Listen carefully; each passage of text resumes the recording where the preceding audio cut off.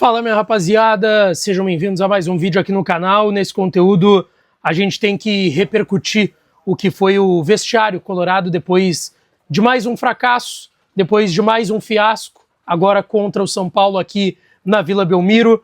Mais uma goleada sofrida, 3-0, o Inter mais uma vez entrando na roda, só que agora na penúltima rodada do Campeonato Brasileiro a situação ficou bem complicada para o Inter, bem complicada mesmo. É muito difícil de ser revertida no próximo final de semana no estádio Beira-Rio, e a gente tem que falar do que foi esses bastidores aí do vestiário do Inter, a saída escondida, os dirigentes completamente escondidos e entregando Abel Braga, o maior técnico da história do Internacional, de bandeja, um desrespeito que foi feito aqui com o técnico do Internacional, Abel Braga, que cobrou muito o grupo de jogadores, assim como a direção do Inter, assim como foi falado por um dirigente do Inter que, entre aspas, se manifestou aqui na Vila Belmiro. Teve confusão entre jogadores, enfim, tem bastante coisa pra gente falar aqui. E primeiro eu vou pedir, deixa o teu like, te inscreve, ativa o sininho das notificações para não perder nada. E claro que esse conteúdo e todos os outros têm o apoio da KTO, kto.bet.br. Lá na KTO eu me dei mal, obviamente. Fui confiante, quem sabe uma vitória do Inter aqui na Vila Belmiro. Não deu certo, mas lembrando, né, a KTO é para brincar, é para se divertir, e lembrando que o site é proibido para menores de 18 anos, tá? Bom, gente, 3-0 pro São Paulo aqui na Vila Belmiro, talvez dê para ver um pouco aqui, que eu tô aqui em um dos reservados da Vila Belmiro, o reservado que foi utilizado pelo Santos, né, o time mandante, mas dá para ver aqui também o campo, já tá com tudo apagado, a gente ainda tá aqui. Mas primeiro falar sobre a tabela, né? Tabela de classificação do Campeonato Brasileiro. O Inter caiu mais uma posição nessa penúltima rodada da competição. Agora é o 18º colocado com 41 pontos. Tem, é verdade, 2 pontos de diferença para o primeiro time fora da zona, que é o Fortaleza, que hoje venceu mais uma, foi aos 43 pontos. Um trabalho magnífico do Palermo lá no Fortaleza. Primeiro time dentro é o Vitória, que assim como o Inter hoje entrou na roda, só que contra o Red Bull Bragantino, o Sacha fez gol, deu assistência, enfim, o Vitória é o primeiro time dentro do Z4 com 42. Resumindo, o Inter primeiro precisa fazer a sua parte, o que também já é muito difícil na próxima rodada contra o Bragantino jogando no estádio Beira-Rio. Precisa vencer para chegar aos 44 pontos e torcer contra Fortaleza, Ceará e Vitória, tá? São os 3 times que o Inter precisa torcer contra. O Vitória tem o São Paulo em casa, tá? Se vencer vai a 45, aí o Inter ainda vai estar vivo desde que, repito, vença o Bragantino, mas vai ter que torcer contra as duas equipes do Ceará, né? O Ceará e o Fortaleza. O Ceará que recebe o Palmeiras, que hoje ganhou do Galo, tocou 3, talvez vá até com um time modificado e reserva na última rodada, o que torna mais difícil a situação do Inter. E o Fortaleza que tem o Botafogo fora de casa, mas repito, hoje está jogando mais futebol do que o Inter, afinal, qualquer equipe hoje do futebol brasileiro tem jogado mais do que o Internacional. Então a situação matematicamente não acabou, mas ficou muito difícil, ficou muito complicada mesmo, tá? Inclusive tem uma análise do jogo que é o último vídeo aqui no canal, caso vocês queiram acompanhar. Depois da partida, tá, gente, o zagueiro Vitão do Internacional falou com o pessoal da televisão e o mesmo discurso que o Vitão tem sempre, né? Ele destacou que a torcida e o clube não merecem isso, que não foi o plano que a equipe fez no início do Campeonato Brasileiro, mas que nós fazemos um plano e às vezes Deus faz outros. Foi a frase do Vitão, bem descolada de tudo que está acontecendo no Inter. Ele destacou que a equipe dá o seu máximo, que enquanto tiver chance, eles no grupo vão acreditar, que o Inter é para quem acredita, e pediu desculpas mais uma vez ao torcedor do Internacional e que, infelizmente, deu tudo errado. Bom, depois do Vitão, tá, na sala de coletivas, o técnico Abel Braga concedeu uma entrevista coletiva e ele abriu a sua entrevista pedindo desculpas pela frase homofóbica que ele teve na sua coletiva de apresentação, mas também dando um discurso, cara, constrangedor, assim. Eu não sei se o que os assessores do Inter fizeram, o que a direção do Inter fez nesse meio tempo, porque não é possível que ninguém tenha falado com o Abel Braga e tenha dito: Abel, só vai lá e pede desculpa. Não dá muita explicação, só vai lá, pede desculpa, diz que tu errou. Mas eu não sei se alguém no Inter fez isso, se tem alguém no Inter para fazer isso, tá? Porque o Abel chegou lá e disse que claro, foi uma tragédia que o Abel teve, todo mundo sabe, todo mundo se compadeceu com o Abel, mas o Abel perdeu um filho muito cedo, aos 19 anos, e ele disse que um pai que perde um filho com 19 anos não pode ser homofóbico. Uma coisa sem contexto com outra, enfim, acho que falta também um cuidado do Inter com o maior técnico da sua história. Mas sobre o jogo, o Abel disse que foi um jogo que havia muita tensão, tá? Que foi um jogo em determinado momento feio aqui na Vila Belmiro, que o São Paulo conseguiu criar uma performance que foi muito superior à do Inter dentro de campo, mas que isso também se deve ao jogo que o Inter fez aqui na Vila Belmiro. O Abel destacou muito que futebol é contato físico, futebol é bola aérea, e que o segundo gol foi um gol que a bola quicou dentro da área e o São Paulo conseguiu marcar aqui na Vila. Então o Abel colocou muito na conta também do grupo não ter conseguido disputar tanto o jogo como o São Paulo fez nessa noite aqui na Vila Belmiro, tá? Mas ele também destacou que no segundo tempo o melhor jogador da equipe do São Paulo foi o goleiro, o Rafael, que fez 3 ou 4 defesas bem difíceis, a principal numa finalização do Bernabé de fora da área que ia no ângulo, mas ele disse que é um momento de muita tristeza. E aí eu quero destacar aqui uma palavra que foi usada pelo Abel em mais de uma oportunidade na sua entrevista coletiva: honra. Em mais de uma oportunidade o Abel disse que essa equipe deveria ter honra na última rodada, tem que jogar com honra. E cara, foi um discurso que no momento, é só vocês pegarem na coletiva, dá tudo a entender como se o Abel já estivesse entregando os tacos, dizendo, ó, cara, a gente vai pro último jogo e tem que ter honra nesse jogo dentro de casa perante o nosso torcedor. O Abel também disse que foi constrangedor a forma com que o Inter sofreu os gols aqui. Teve até uma reclamação de uma falta em um dos gols do São Paulo. Ele também disse que foi conversado, tá, no intervalo, que foi explicado o que estava acontecendo. Aí ele disse até que trocou o posicionamento do Thiago Maia com o Bruno Gomes, que deu uma liberdade maior ao Alan Patrick, com a entrada do Borré também, mas que não deu certo. Ele pediu desculpas, em mais de uma oportunidade também, ao torcedor do Inter. Ele disse que ainda acredita, que ainda tem possibilidade matemática, mas que para isso o Inter tem que fazer o seu papel e vencer. Ele disse até que o ideal seria marcar um gol já no início do jogo no estádio Beira-Rio contra o Bragantino no próximo final de semana. Ele disse que ele prefere acreditar que não vai acontecer, que ele ainda prefere falar com os jogadores sobre honra, que tem que dar a resposta, é o jogador quem tem que dar a resposta no que disse o Abel Braga. Mas ele também não se eximiu da responsabilidade, tá? Ele disse que ele tem muita responsabilidade, mesmo que ele seja um cara querido pelo torcedor, que esteja chegando agora e que tenha 4 dias de trabalho e vai ter só...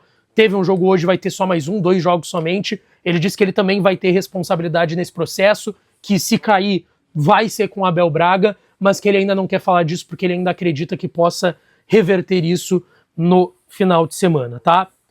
Depois, gente, veio uma das páginas mais tristes da história do Inter, tá? O Inter fez um combinado já há algumas semanas, se eu não me engano, não lembro qual jogo. Vocês lembram qual jogo que foi que o Inter avisou que todo mundo falaria, sempre teria um dirigente? Beira-Rio? Acho que foi depois do Corinthians. Depois do Corinthians, ainda com o Ramon, né? Isso foi informado pela assessoria, pela direção do Inter. E hoje o José Olavo Bisol, vice de futebol do Inter, que eu já qualifiquei de diversas formas, se é que dá para dizer que é uma qualificação ser inútil, ser inapto, ser incompetente, o José Olavo Bisol se sentou para simplesmente fazer um pronunciamento, sem responder às perguntas da imprensa que estava lotando aqui a sala de coletivas da Vila Belmiro. Enquanto o Abel, no seu primeiro jogo, com 2 jogos, o maior técnico da história do Inter, vindo sem receber salário para ajudar essa direção, o Abel foi colocado para responder quase 10 perguntas da imprensa. E ele tá ali para isso, não tá errado nesse sentido. Mas o José Olavo Bisol, vice de futebol do Inter, se sentou para fazer um pronunciamento, com medo de responder e de ser questionado pela imprensa. Foi entregue o Abel. Assim, ó, jogou o Abel lá no meio e a direção só fez um pronunciamento, não respondeu perguntas da imprensa. O Bisol disse que lamentava profundamente o resultado de hoje, que é um sentimento de muita tristeza, que muitas coisas não dá para colocar para fora porque ainda tem uma última rodada, que são estratégicas. Ele disse que se avança no diálogo com os jogadores, que envolve todos os setores do clube, que trocou a comissão técnica, mas que a responsabilidade é completamente da direção, segundo o José Olavo Bisol. Ele disse que a responsabilidade não é do Abel, apesar de ter deixado o Abel responder perguntas e ele não quis responder por medo, claramente por medo, né? Não tem outra justificativa para o Bisol não ter respondido perguntas da imprensa aqui. Ele disse que ninguém iria se esconder, mas a direção e os jogadores se esconderam, só o Abel não. Pediu desculpas ao treinador, colocou a responsabilidade bastante nos jogadores também do Internacional, além de puxar a responsabilidade para eles, dirigentes, mas ele também colocou a responsabilidade no grupo de jogadores do Internacional, e que todos têm responsabilidade de fazer o resultado em casa no final de semana. Então o Bisol não respondeu perguntas como o Abel, entregou o Abel lá, num prato de comida, enquanto os dirigentes só fizeram uma manifestação, e o D'Alessandro estava acompanhando a coletiva, o presidente Barcelos também, tá? Um desrespeito com o Abel Braga. E depois, uma saída escondida dos jogadores do Internacional. Todos saíram sem falar com ninguém, tá? E eu quero deixar aqui o vídeo da saída do Inter aqui da Vila Belmiro. Bruno, gentileza. Nossa, deixa mal lá. Richard. Ó, Juninho, por favor. Por agressão, Juninho. Vitinho. Ó, Thiago. Rocher.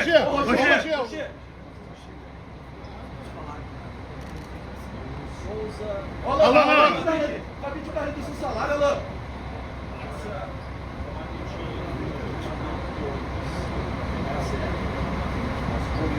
Vitão, rapidinho, Vitão. Bernabé. Mercado. Explicação pra torcida, Mercado. Explicação, Mercado.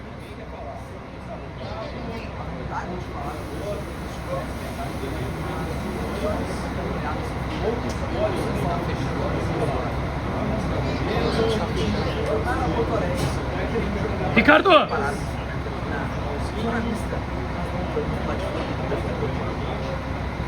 Borré.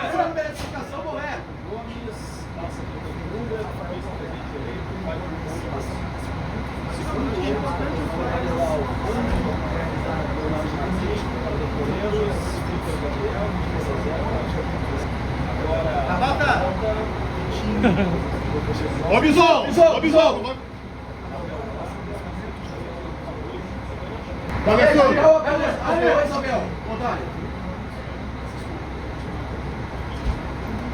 Ô, presidente, só o Abel vai falar, presidente? Mas o Abel vai falar, Mazuco. Mas o Abel vai falar, 2 jogos. Mazuco.